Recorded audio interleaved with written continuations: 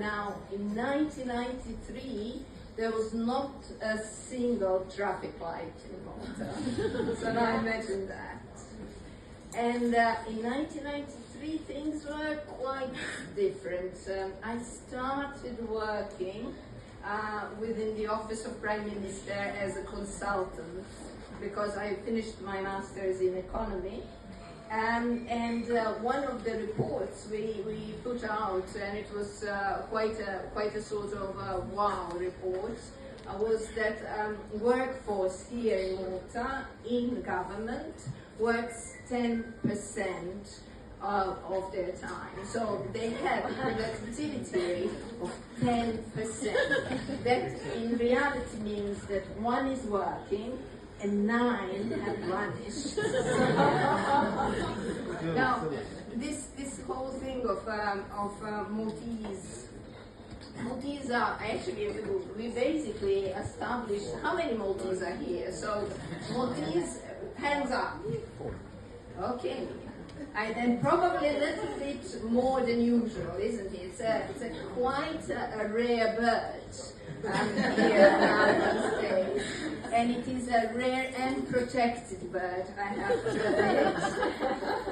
And within this whole sort of scenario, I was, observing what is actually happening because it's a sacred rock. It is a sacred rock. And, so different things happen on it, during these past 20, 30 years I've been around. So groundwater has vanished. So it's actually one of those things that we have observed. Maltese are rarely to be seen. It became sort of a myth that there is a Maltese somewhere around. And the myth says that they are rich. Now, I had an accountant with one of those, he was calling himself Gżira. He was a lawyer. And basically they hit my car. They were building without a permit in my neighborhood. And actually, there was a camera recording the whole thing, and they hit my car. So I said, okay, I'll go to the police and report it.